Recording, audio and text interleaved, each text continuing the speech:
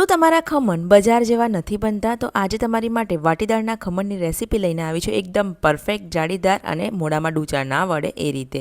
2.5 cup ચણાની દાળ અને વજનમાં 500 ગ્રામ જેટલી લેવાની છે. હવે સરસ એને પાણીથી ધોઈ અને ડૂબાડૂબ રાખવાની છે. 6 થી 7 કલાક માટે પલાળી રાખો.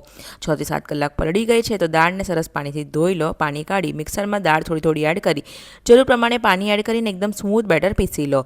હવે આમાં પાણી જ એડ કરીને બેટર બનાવવાનું છે. બેટર તૈયાર થઈ જાય એટલે એની અંદર સિંગ તેલ, લીંબુના ફૂલ અને હળદર નાખી બરાબર મિક્સ કરી લો. હવે આની અંદર 1/2 કપ જેટલું બેસન વજનમાં 100 ગ્રામ જેટલું લીધું છે. એકદમ પરફેક્ટ બજાર જેવો ટેસ્ટ લાવવા માટે લીંબુના ફૂલ ખટાશ માટે એડ કરવાના છે. દહીં બિલકુલ એડ નથી કર્યું, પણ તમે લીંબુના ફૂલની જગ્યાએ દહીં એડ કરી શકો છો. પણ જો તમારે બજાર જેવો ટેસ્ટ લાવવો હોય તો લીંબુના ફૂલ જ એડ કરવાના.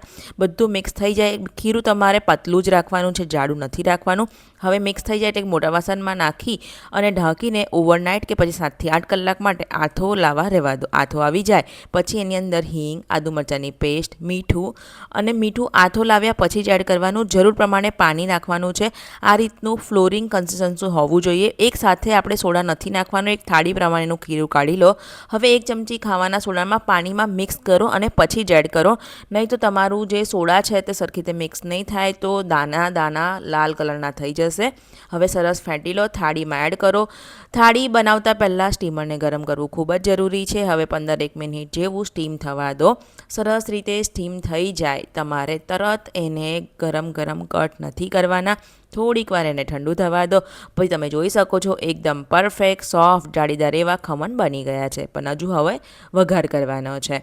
વઘાર માટે અહીંયા આગળ સિંગ તેલ લેવાનું છે. અહીંયા આગળ રાઈ એડ કરી દો. રાઈ ફૂટે એટલે લીલા મરચાં એડ કરી દો. એટલે વઘાર બધો એડ કરી ઉપરથી ફ્રેશ કાપેલા ધાણા નાખીને આપણા આ વાટીદાળના ખમણ તૈયાર છે. ચટણીની રેસીપી જોઈતી હોય તો નીચે કમેન્ટ સેક્શનમાં જરૂરથી કહેજો. વિડીયોને લાઇક અને શેર કરવાનું બિલકુલ ના ભૂલતા.